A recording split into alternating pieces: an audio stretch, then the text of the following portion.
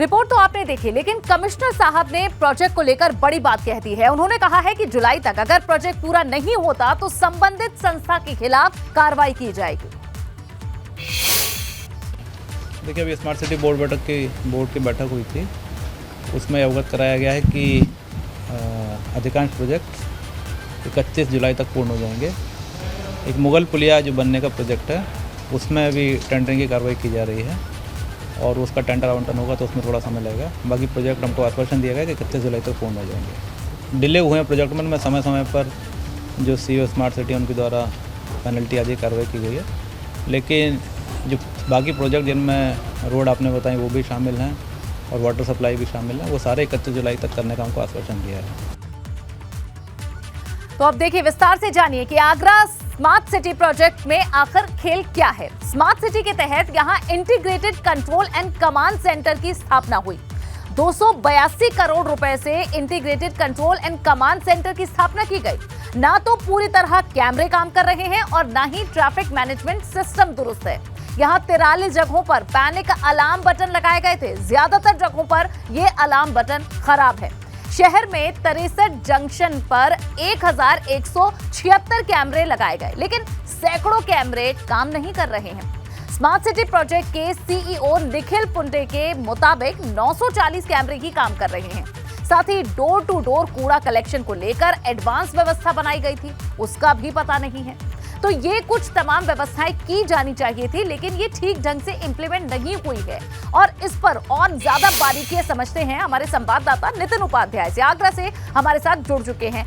नितिन, एक तरह से स्मार्ट सिटी से जो ड्रीम सिटी का सपना है वो पूरा होना था, लेकिन क्या लग रहा है ये सपना टूट रहा है? क्योंकि इसमें साफ तौर पर लापरवाही दिख रही है। यहाँ आपने जो दिखाया उस कैमरे की नजर से हमने देखा, जो अधिकारी खुद मान रहे हैं कि हाँ अभी काम पूरा नहीं हुआ है और अगर काम पूरा नहीं होता तो संबंधित अधिकारियों पर कार्रवाई की जाएगी, ये भी पता चल रहा है। तो आगरा वासियों का सपना टूटते हम एक तरह से देख रहे हैं। देखिए, बिल्कुल, देखिए, एबीपी गंगा ने पहले भी बहुत सारी खबरें स्मार्ट सिटी की दिखाई हैं।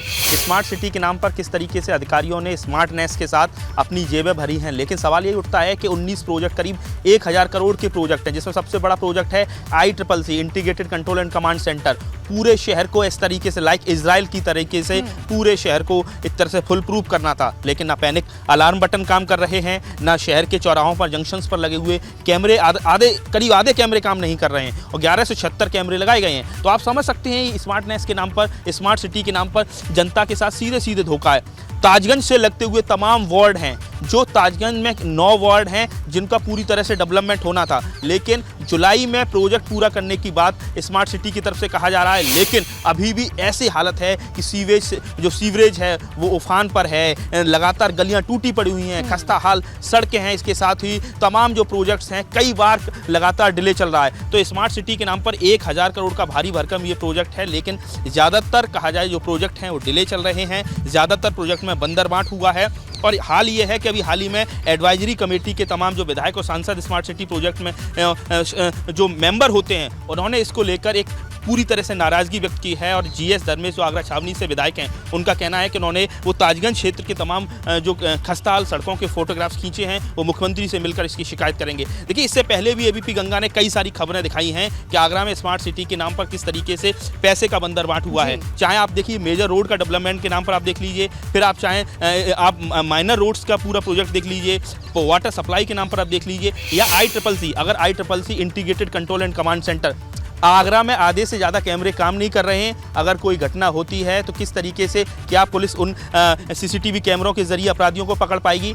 43 चौराहों पर पैनिक अलार्म बटन लगाए गए हैं, तो क्या पुलिस या कोई भी व्यक्ति किसी भी तरह से कोई मदद ले पाएगा पैनिक अलार्म बटन के जरिए, या किसी को कोई भी इमरजेंसी हो, मेडिकल इमरजेंसी हो? तो ऐसे में सवाल यही खड़ा हो रहा है कि कहा जाए कि जिस तरीके से बिना पूरी तरह से प्लानिंग के साथ ये प्रोजेक्ट धरातल पर उतारे जा रहे हैं, कोई भी एक्सपर्टीज इसमें कहा जाए राय शामिल नहीं की जाए।